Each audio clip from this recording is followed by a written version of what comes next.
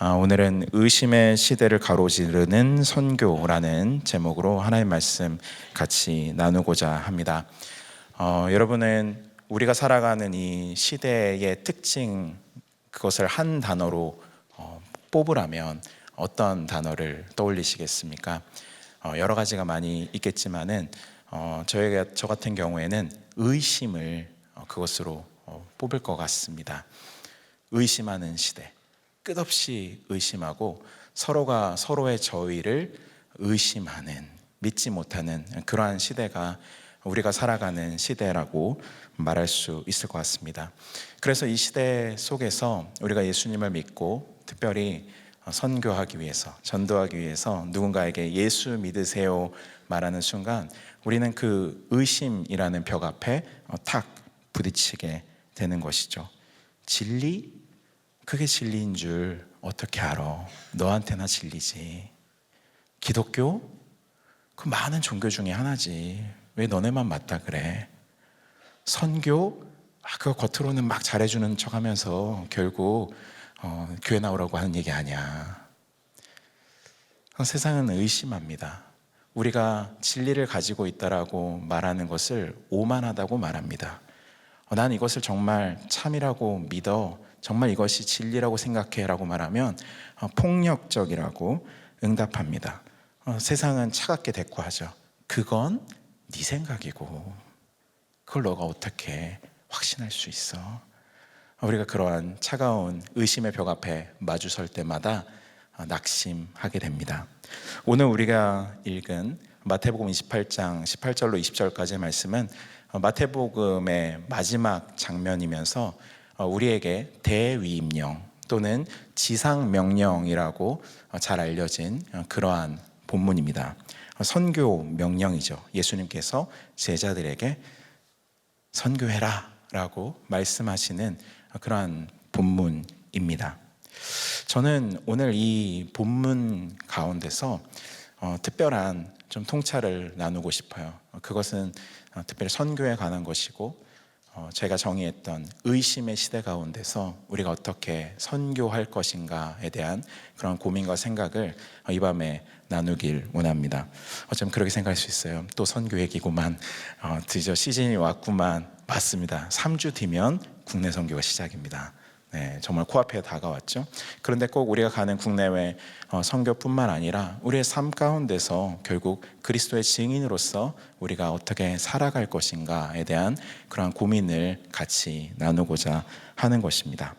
우리 19절과 20절을 다시 한번 보시면요, 제가 읽겠습니다. 그러므로 너희는 가서 모든 민족을 제자로 삼아 아버지와 아들과 성령의 이름으로 세례를 베풀고 내가 너희에게 분부한 모든 것을 가르쳐 지키게 하라. 이 다 예수님의 말씀이고 바로 지상 명령 또 대위임령이라고 불리는 그 핵심 내용입니다. 이 긴 말씀 가운데서 딱 핵심이 되는 한 가지 단어를 뽑자면은 바로 제자 삼으라입니다. 제자 삼으라. 문법적으로 그렇게 되어 있어요. 다른 명령, 가라, 또 세례를 줘라, 가르쳐 지키게 하라, 이것들은 사실은 제자 삼으라는 명령에 다 같이 걸려서 작동하는 그러한 내용들입니다. 이 모든 것들이 다 중요하지만은 가장 핵심을 뽑으라면 바로 제자 삼으라라는 것이죠. 저는 이 제자 삼으라라는 주님의 선교 명령이 오늘날 우리에게 굉장히 큰 의미가 있다는 생각이 듭니다. 여러분, 제자를 삼는데 시간이 오래 걸릴까요? 짧게 걸릴까요?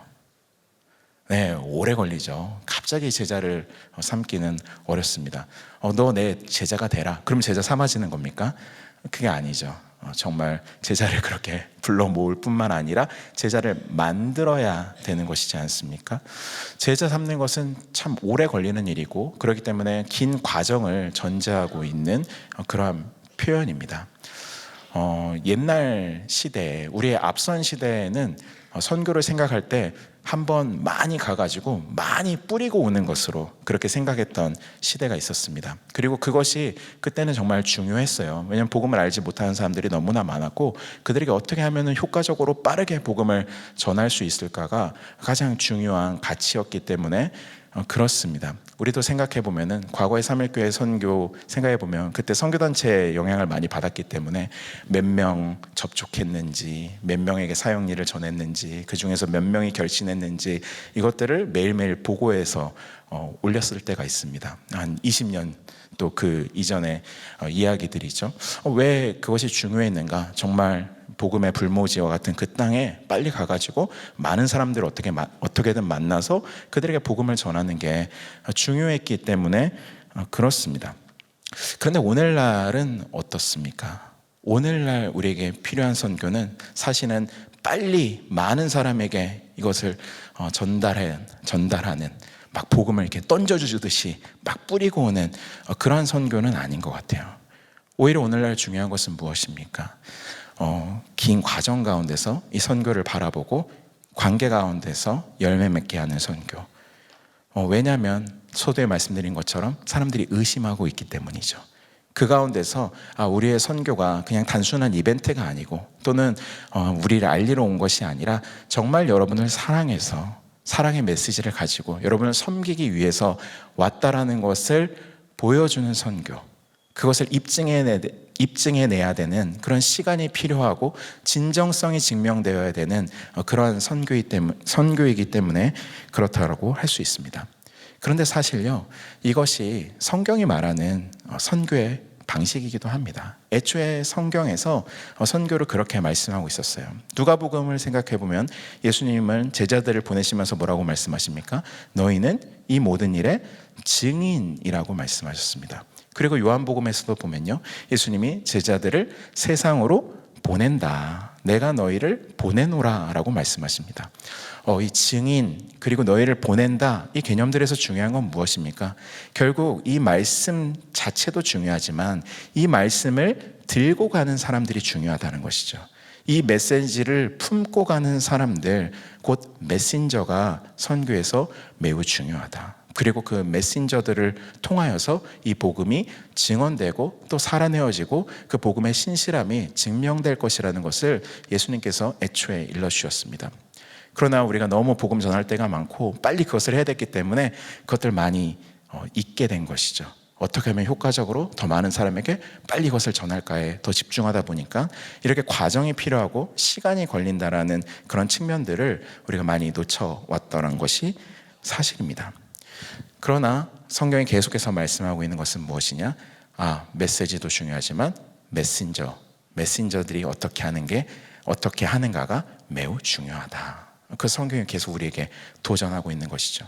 그렇다고 한다면 오늘날 이 의심의 시대라고 정의할 수 있는 이 시대 가운데 선교의 모습, 제자 삼음의 모습은 과연 어떠해야 할 것인가? 그거에 대해서 4가지 측면에서 간단하게 생각을 좀 나누고자 합니다. 첫 번째로는 우리의 입술과 관련된 일이에요. 우리의 입으로 증언하는 것입니다.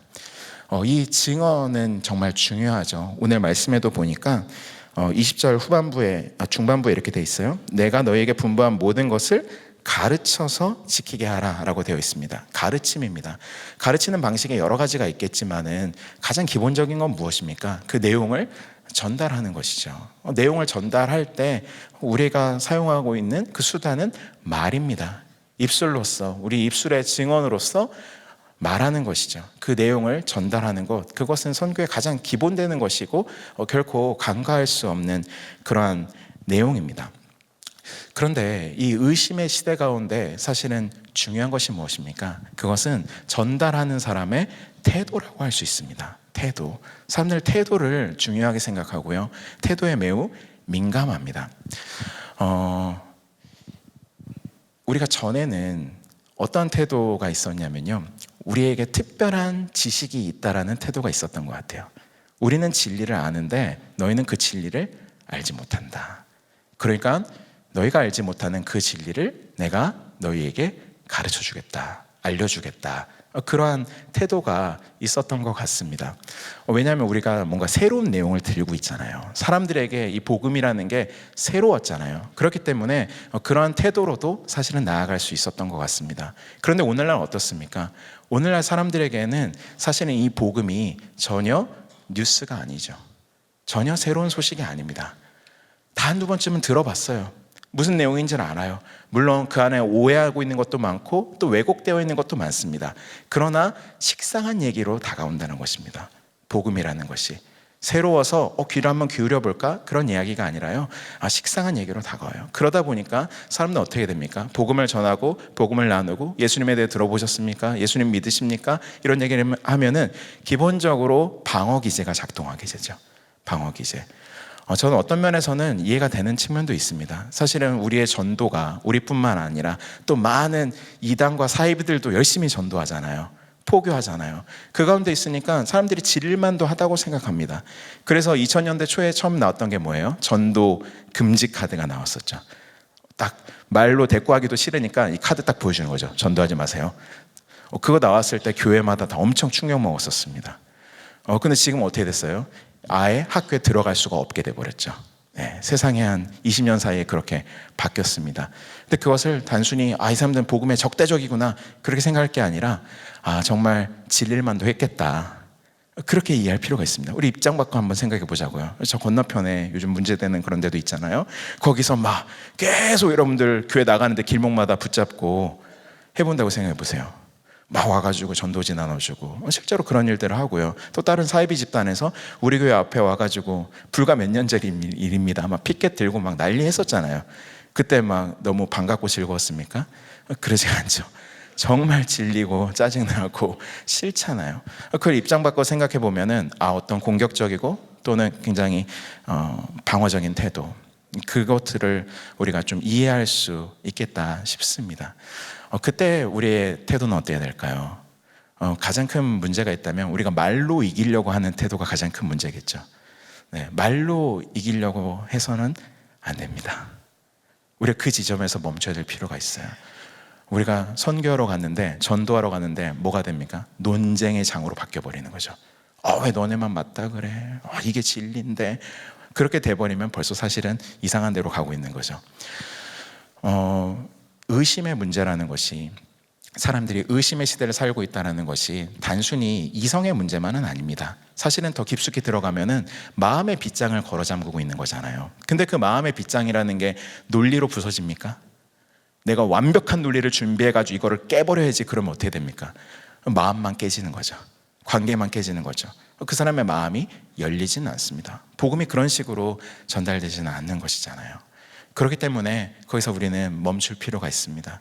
오히려 이 시대에 우리에게 필요한 게 무엇인가 생각해 봤을 때 결국 우리 자신의 경험을 증언하는 것이라고 생각합니다. 내 경험을 증언한다고? 말씀을 전해야지 어떻게 또 자기 경험을 전해? 근데요, 여기서 경험이라는 것은 나의 말씀 경험, 내가 주님의 말씀을 체험한 것, 내가 주님을 인격적으로 만난 것, 내가 복음을 정말로 믿었을 때 나에게 생긴 변화, 그것을 우리가 나눠야 된다는 것입니다. 그러면은 사실 사람들이 귀 기울일 수 있다고 저는 믿어요. 내 안에서 어떤 변화가 있었는지, 내 안에서 어떤 새로운 일이 있었는지, 내가 얼마나 망가져 있었고 내가 얼마나 무너져 있었는데 주님이 나를 어떻게 살리셨는지, 복음이 내 가운데 어떠한 빛과 소망을 주셨는지, 그것을 나누는 것이 사실은 너무나 중요하고 그것 가운데 사람들이 귀 기울일 수 있게 된다는 것입니다. 그렇기 때문에 우리가 사역일을 열심히 준비하는 것도 중요한데요, 저는 여러분들이 꼭 간증을 준비하셨으면 좋겠습니다. 꼭 팀마다 이렇게 간증 한 명씩 뽑잖아요. 그럼 제일 또 부담되죠. 어떤 간증할까? 나는 뭐 갑자기 병이 나은 것도 없고, 갑자기 뭐 취업이 잘 된 것도 없고, 뭐 대단한 일이 있는 것도 없는데 내가 어떤 간증을 할까? 그런데요, 그런 대단한 이야기가 중요한 것이 아닙니다. 작고 소소한 변화도 괜찮습니다. 그것이 얼마나 진정성 있는 고백이냐가 중요한 것이죠. 작은 이야기라고 할지라도, 정말로 그냥 별거 아닌데 라고 내 스스로는 생각한다고 할지라도 어느 누군가에게는 굉장히 공감이 되고 도움이 되는 얘기일 수 있습니다. 그것을 꼭 준비해서 증언하실 수 있으면 좋겠다. 그것이 첫 번째 내용입니다. 두 번째로는요, 우리의 손과 관련된 거예요. 첫 번째는 입술이었고 두 번째는 손입니다. 손은 뭘 나타낼까요? 우리의 섬김이죠. 섬김, 봉사. 선교에 항상 따라가는 것이 섬김입니다. 어쩌면 우리가 선교 준비할 때 가장 많은 에너지를 쏟고요, 가장 많은 시간과 재정과 노력을 기울이는 게 바로 이 섬김에 해당하는 부분이 있어요. 대표적으로 뭐가 있습니까? 음식 준비하잖아요. 우리가 삼계탕을 직접 끓이지 못하니까 그 비비 거기에 도움을 받아가지고 열심히 봉지로 딱을 해가지고 하기도 하고. 갑자기 닭 얘기하니까 통영에서 저희 시내 목장에 갔는데 닭이 부족해가지고 막 닭을 공수하러 인근 마을까지 막 다니면서 샀던 기억이 갑자기 나네요. 그만큼 거기에 우리가 에너지를 많이 기울이고 돈도 정말 많이 쓰잖아요. 공연 준비할 때 뭐 할까? 어떻게 하면 재밌게 할까? 나는 저 레크레이션 강사처럼 못할 것 같은데 어떻게 그 부끄러움을 감내하면서 그 시간을 버틸까? 그게 굉장히 큰 부담이잖아요. 근데 우리가 그걸 하면서 어떤 마음으로 하게 됩니까? 내가 공연 잘 준비하고 식사 대접을 정말 맛있게 잘 해가지고 사람들의 마음의 문을 활짝 연 다음에 사역일을 기가 막히게 전해야 되겠다, 또는 쇼트 메시지를 쫙 전해야 되겠다, 그런 생각을 가지고 가죠. 그때 그러면 우리의 섬김은 어떤 것입니까? 수단이고 도구죠. 또는 어떤 경우에 이런 경우도 있어요. 그런 거 정말 다 복잡하고 우리는 정말로 본질에만 집중하고 싶어. 그러면서 우리 이번 선교는 뭐 그런 거 다 빼고 사역에만 집중합시다. 그런 선교를 결정하는 그런 팀들도 있죠. 그것도 저는 가능하다고 생각합니다. 그런데 어떤 경우가 됐던지 간에 왜 이런 생각들이 우리 가운데 떠오르냐 하면은 우리의 신학이 있기 때문에 그렇습니다. 우리의 신학. 어떤 신학이냐면요, 진짜 선교라는 것은 사역리 또는 복음을 전해서 회심시키거나 또는 영접 기도까지 가는 것이 진짜 복음을 전하는 것이고, 나머지는 다 선교의 도구이요 수단일 뿐이다 라는 생각이 우리 가운데 있는 것입니다. 그러니까 모든 것은 다 부차적인 것이죠. 근데 되게 역설적이게도 우리가 거기에 굉장히 많은 노력을 기울이고 있다는 것입니다. 그런데요, 오늘 말씀을 보시면요, 예수님이 18절 후반부에 이렇게 말씀하십니다. 하늘과 땅의 모든 권세를 내게 주셨으니. 하늘과 땅의 모든 권세를 내게 주셨으니. 왜 하늘의 권세를 내게 주셨다라고 해도 될 것 같은데 땅의 권세를 주셨다라는 말을 여기에 더하고 있을까요? 조금 다르게 표현한다면 영혼이 중요하다라고 말하고 끝내도 될 것 같은데 영혼도 중요하고 몸도 중요하다라고 말하는 것일까요? 왜냐하면 하나님께서 구원하시고 계시는 것, 하나님께서 회복하고 계시는 것은 우리의 영혼만이 아니기 때문에 그렇습니다. 우리의 영혼을 하늘로 끄집어 올려서 데리고 가시기 위해서 아들을 보내신 게 아니기 때문에 그렇습니다. 그분에게 하늘과 땅의 권세를 주셨다는 것은 하나님이 하늘뿐만 아니라 이 땅도 회복하고 계시다는 말씀입니다. 온 피조세계를 주님께서 회복하고 계세요. 그리고 온 피조세계가 신음하는 가운데 하나님의 회복을 기다리고 있습니다. 그래서 바울은 우리 또한 우리 몸의 속량을 기다리고 있다고 말합니다. 우리 몸의 속량이라는 것이 무엇입니까? 바로 몸의 부활이죠. 우리의 몸이 그만큼 중요한 것입니다. 그러니까 우리가 섬기는 것, 우리가 봉사하는 것, 그것들을 선교의 도구로만 생각하는 거에서 우리의 시선을 조금 열 필요가 있습니다. 이거 자체가 메시지이구나. 예수님께서 이 땅에 오셔서 천국 복음을 전파하시면서 항상 하셨던 일이 있어요. 그거 무엇입니까? 병자들을 치유하시고요, 고치시고요, 배고픈 이들을 또한 먹이시기도 하셨습니다. 예수님은 우리가 소위 육의 문제라고 치부해서 뒤로 밀어놓는 그 많은 일들 가운데 많은 시간을 할애하셨고요, 그 가운데 많은 역사를 보여주셨어요. 왜 그 일을 하셨습니까? 하나님의 나라가 지금 여기 임하였다는 것을 보여주시기 위해서, 그 표적이요 그 사인으로서 그 일들을 하셨죠. 하나님의 나라는 단지 우리의 영혼만을 건지는 이야기가 아니라 이 온 세상을 회복시키는 그러한 구원의 이야기라는 것입니다. 그렇기 때문에 사랑하는 성도 여러분, 우리가 이번 선교에서 봉사를 준비할 때, 또 우리 일상에서도 마찬가지예요. 우리가 하는 모든 선한 행실들, 선한 일들, 남을 돕는 것 또는 남을 섬기는 것들, 그 모든 일들 그 안에 복음이 있다는 것을 기억했으면 좋겠습니다. 그것을 통해서 복음이 증거되고 복음이 드러나고 있습니다.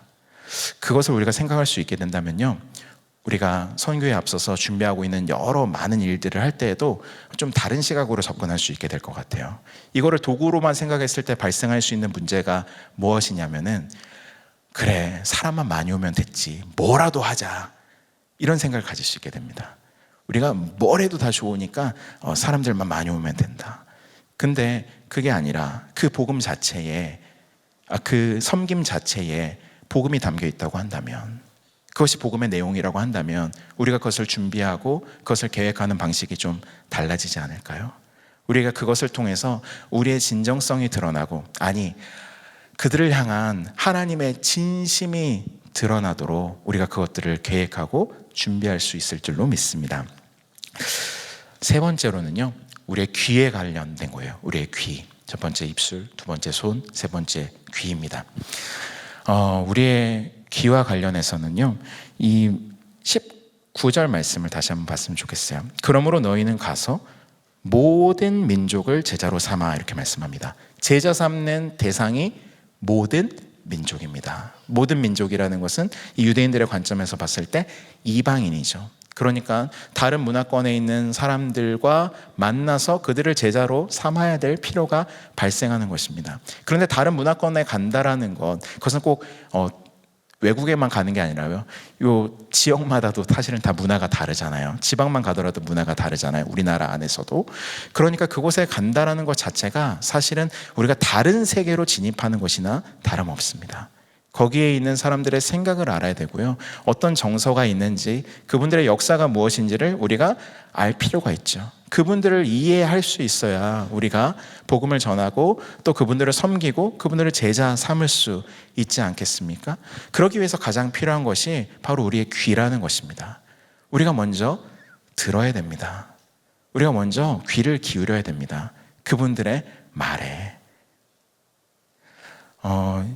우리의 선배들, 우리 신앙의 아주 옛날, 꼭 한국인뿐만 아니라요, 그 이전 세대 선배들 중에는 이 부분을 좀 놓쳤던 분들이 있었던 것 같아요. 특별히 소위 선진국이라고 불리는 나라에서 후진국으로 복음을 전할 때 그들의 이야기들을 듣기보다는 자신들의 말을 전하는데 더 빨랐던 경우들이 많이 있었던 것 같습니다. 그러다 보니까 어떤 태도를 갖게 되냐면요, 소위 말하는 문화적인 우월감을 가지고 접근하는 것이죠.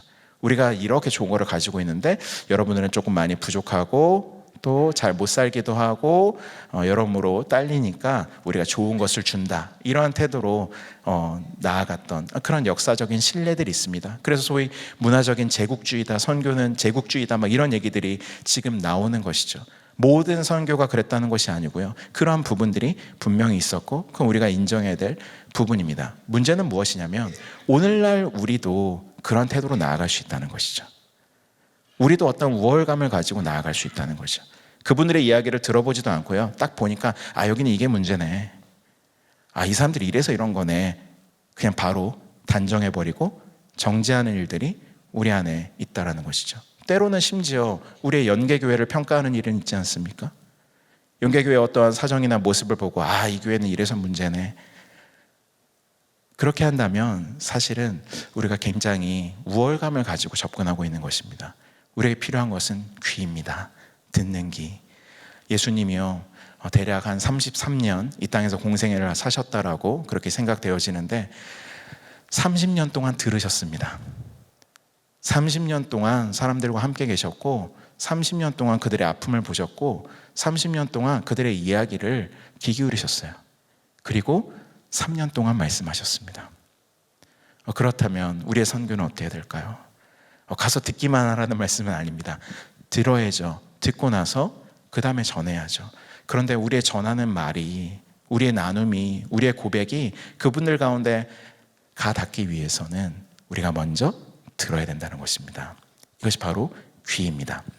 마지막으로 네 번째는 식탁입니다. 입술, 손, 귀, 입이라고 할게요. 먹는 거니까 입입니다. 식탁 교제입니다. 오늘 말씀을 보니까요, 19절 마지막 부분에 이렇게 되어 있어요. 아버지와 아들과 성령의 이름으로 세례를 베풀고. 세례 베풀라고 했는데 왜 갑자기 식탁 얘기가 나올까? 여러분, 여기서 세례를 베풀라고 말씀하면서 아버지와 아들과 성령의 이름으로 세례를 베풀라고 말씀합니다. 그런데 이것을 더 정확하게 말씀드리자면 아버지와 아들과 성령의 이름 안으로 세례를 베풀라는 말입니다. 그 안으로 들어가는 거예요. 그 안으로 들어간다는 것은 다른 말이 아니라 그 이름을 갖고 있는 공동체 안으로 들어가는 것이기도 합니다. 삼위 하나님의 교제 안으로 들어가는 것은 삼위 하나님의 이름을 짊어지고 있는 공동체 안으로 들어가는 것입니다. 그렇기 때문에 세례는 그 문이라고 할 수 있어요. 공동체로 들어가는 문. 그러면 그 공동체의 문을 딱 열고 들어갔을 때 그 공동체 안에 뭐가 있을까요? 바로 식탁이 있습니다. 그래서 우리가 성찬이라고 말할 수 있죠. 그래서 세례와 성찬이 교회에 굉장히 중요한 표지가 되는 것입니다. 근데 그 성찬은 무엇입니까? 쉽게 말해서 식탁입니다. 식탁. 교제 식탁입니다. 주님의 이름 앞에 주님의 이름으로 모여서 같이 떡을 떼는 것입니다. 주님의 살과 피를 나누는 것, 그것이 바로 식탁의 공동체입니다. 근데 그 식탁의 공동체에서 어떤 일이 일어나나요? 그 식탁의 공동체에는 잘난 사람 못난 사람이 다 함께 앉아요. 남자나 여자가 함께 앉습니다. 유대인이나 이방인이나 할 것 없이 함께 앉습니다. 그리고 어제 싸웠던 사람도 함께 앉습니다. 여러분, 교회에서 성찬할 때 나 속상해 했던 사람이 어디 가서 성찬하고 있는지 잘 보세요. 네, 쫙 가서 잘 쳐다보세요. 어떻게 성찬하고 있는지. 그러고 나서 깨달으세요. 저 사람이나 나나 다 주님의 살을 먹어야 사는 사람이구나. 저 사람이나 나나 다 주님의 피로 용서함을 받은 사람이구나. 그것이 성찬의 의미입니다. 성찬을 통해서 그것을 우리가 발견하게 되는 것이죠. 성찬뿐만 아니라 우리가 같이 식탁의 교제를 통해서 우리가 주님 안에서 하나의 공동체라는 것, 성부, 성자, 성령의 이름 안에 거하는 자들이라는 것을 보여주는 것이죠. 사랑하는 여러분, 세상이 교회를 왜 의심할까요? 세상이 왜 교회에 실망할까요? 저는 어떻게 보면 되게 단순하다고 생각합니다. 교회가 싸우기 때문입니다. 교회가 반으로 갈라지기 때문입니다. 교회가 서로에 대해서 고소고발하기 때문입니다. 그런 세상이 믿을 수 없죠. 서로 사랑하라고 외치면서 왜 맨날 싸운대? 그 말이 그냥 자연스럽게 나오는 거고요. 저는 그 말 앞에 할 말이 없어지는 것만 같습니다. 우리가 선교 현장 가서도 마찬가지죠. 한 일주일 같이 지내다 보면 싸울 일이 생겨요. 그냥 장난으로 툭 던진 말인데요, 피곤하고 컨디션이 안 좋으니까 내 마음에 와서 팍 박히는 것이죠. 그런 많은 일들 가운데서 우리가 어떻게 하나님을 증언할 수 있을까? 밥을 같이 먹는 겁니다. 밥 먹을 때요, 마음이 상하면 밥 안 먹고 나 괜찮아 안 먹을래 이렇게 빠집니다. 근데 그럴 때 꼭 붙잡고 팀장님들은 아니야 여기 와서 앉아서 먹어 라고 하십시오. 그 안에서 풀려야 됩니다. 그 안에서 서로 다른 생각들이 모아지고요, 그 안에서 서로 갈등이 있었던 사람도 화해되고요, 그것을 통해서 우리가 이 복음이 진짜구나, 이 복음이 정말 화해케 하는 능력이 있구나, 그것이 증언되게 할 수 있다는 것입니다. 4가지 나눴습니다. 입술, 손, 귀, 그리고 입, 식탁. 이 말씀 들으니까 어떤 생각이 드십니까? 그래, 이번 선교부터는 정말 잘할 수 있겠다, 이런 마음이 드시나요? 솔직히 이 말씀 제가 드리고 있지만 너무 부담되죠. 너무 부담된다. 가는 것만으로도 피곤한데 뭘 이렇게 4가지씩이나 얘기하면서 너무 무거운 짐을 지우는 것 아닌가. 맞습니다. 참 어려운 일입니다. 더군다나요, 우리가 의심의 세상, 의심하는 세상이라고 시작했지만 진짜 문제는 우리 가운데 의심이 있다는 것입니다. 우리가 흔들린다는 것이죠. 내가 이거 할 수 있나? 이게 정말 맞나? 교회가 세상의 빛과 소금이라고? 아닌 것 같은데? 날 봐도 아닌 것 같고, 저 사람을 보니까 더 아닌 것 같고, 우리 공동체에 그런 실력이 없는 것 같은데? 선교 간다고 뭐 달라지나? 그냥 잠자코 있는 게 좋은 것 같은데? 그런 의심과 회의가 우리 안에서 일어나지 않습니까? 과연 우리가 이 대위임령을 받을 만한 그런 자격이 되는 사람들입니까? 오늘 18절부터 읽었는데요. 이 말씀 바로 앞에 16절과 17절이 있습니다. 자막으로 준비했는데요.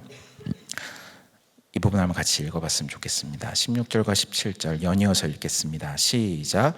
11제자가 갈릴리에 가서 예수께서 지시하신 산에 이르러 예수를 배웁고 경배하나 아직도 의심하는 사람들이 있더라. 아멘. 17절에 뭐가 있어요? 의심하는 사람들이 있더라. 이 의심하는 사람들은 어디서 갑자기 나온 사람들입니까? 11제자 중에 일부입니다. 아니, 그 전부였을 수도 있습니다. 그들이 부활하신 예수님을 갈릴리에서 만나서 경배하고 있어요. 예배하고 있습니다. 그런데 동시에 의심하고 있어요. 여기서 의심한다는 것은 못 믿겠어 이게 아닙니다. 흔들린다는 얘기입니다. 베드로가 무리를 걸을 때 막 풍랑이 일고 바람이 부니까 마음이 순간 흔들렸잖아요. 마음이 갈라졌잖아요. 그 이야기를 여기서 같은 표현으로 설명하고 있는 것입니다. 제자들이요, 예배는 하고 있는데요, 그 경이로움에 부활하신 주님 앞에서 찬미할 수밖에 없는데요, 근데 그 마음 한편에는 흔들림이 있는 거예요. 이것이 제자들의 모습이고요, 사실 우리의 모습이죠. 주님을 예배하고요, 기도하고요, 선교도 가지만 우리 안에 흔들림이 있지 않습니까? 우리 안에 의심이 있지 않습니까? 나 자신에 대한 의심, 불확실함, 우리 공동체에 대한 의심, 실망, 이것들이 우리의 발걸음을 주저하게 만듭니다. 어떻게 해야 될까요? 다시 18절 말씀을 보니까요, 예수께서 나와 말씀하여 이르시되, 이쯤에서 한번 테스트를 해서 걸렀어도 되지 않았을까요? 자, 아직 의심하는 사람 손 드세요. 이렇게 확신 있는 사람 손 드세요. 의심하는 사람들은 믿음 생길 때까지 더 기도하고 오세요. 그러고 나서 연락하세요. 그렇게 하셨어야 될 것 같은데 예수님 그렇게 하지 않으시고요, 예수님이 나와서 말씀하십니다. 예수님이 제자들에게 오셔서 제자 삼으라고 말씀하십니다. 제자들은 여전히 확신과 의심 사이를 오가고 있는데요, 여전히 예배하면서도 의심하고 있는데요, 주님은 그들에게 사명을 부탁하십니다. 어떻게 가능할까요? 어떻게 주님은 그렇게 무모한 도전을 하시는 것일까요? 그 비밀이 18절 후반부에 있습니다. 하늘과 땅의 모든 권세를 내게 주셨으니. 선교의 권세는 예수님께 있습니다. 우리의 권세가 아닙니다. 우리의 열심이, 우리의 확신이, 우리의 실력이 선교의 권세가 아닙니다. 거기에 선교의 동력이 있지 않습니다. 예수님께 있습니다.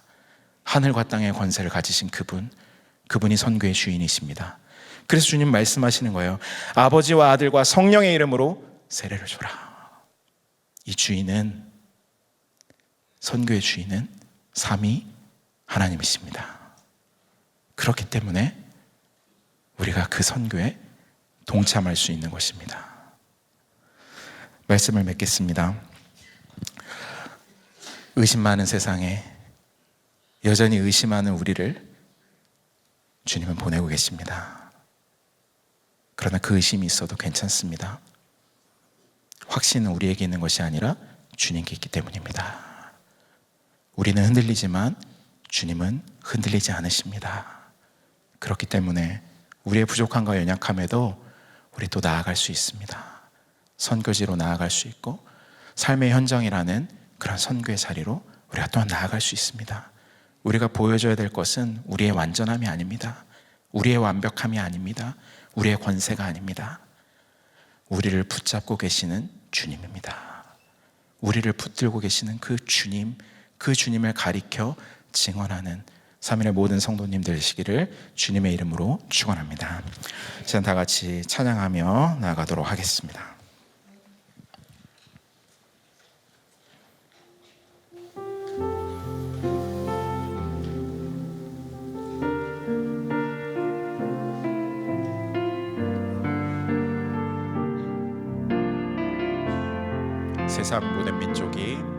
세상 모든 민족이 구원을 얻기까지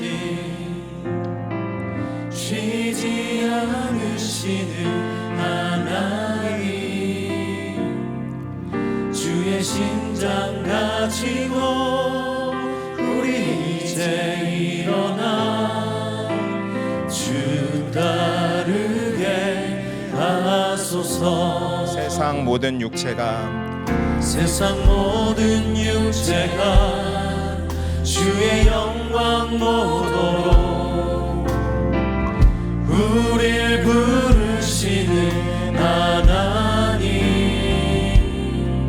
주의 손과 발 되어 세상을 치유하며 주 섬기게 하소서.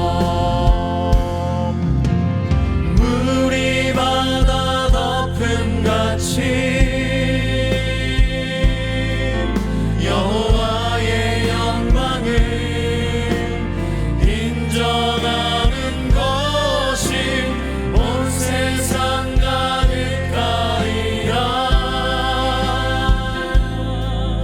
물이 바다 덮음같이, 물이 바다 덮음같이, 물이 바다 덮음같이. 세상 모든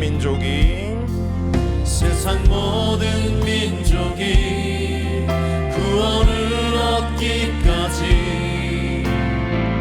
쉬지 않으시는 하나님, 주의 심장 가지고 우리 이제 일어나 주 따르게 하소서. 세상 모든 육체가 주의 영광 보도록 우릴 부르시는 하나님, 주의 손과 말 되어 세상을 치유하며 주 섬기게 하소서. 물이 바다 덮음같이, 물이 바다 덮음같이 여호와의 영광을 인정하는 것이 온 세상 가득하리라. 물이 바다 덮음같이, 물이 바다 덮음같이,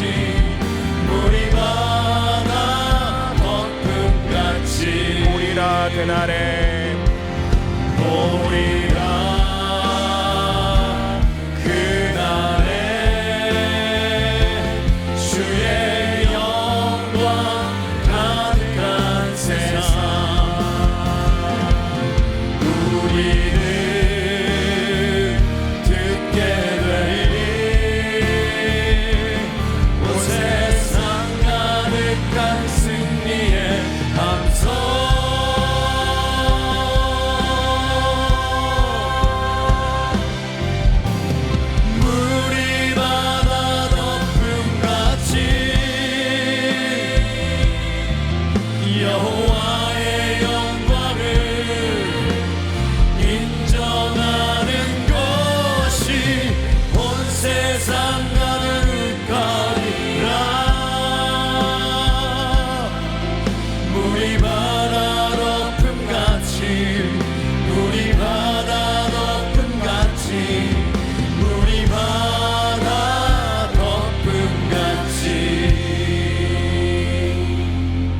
이 시간 말씀을 붙들고 먼저 기도하며 나아가도록 하겠습니다.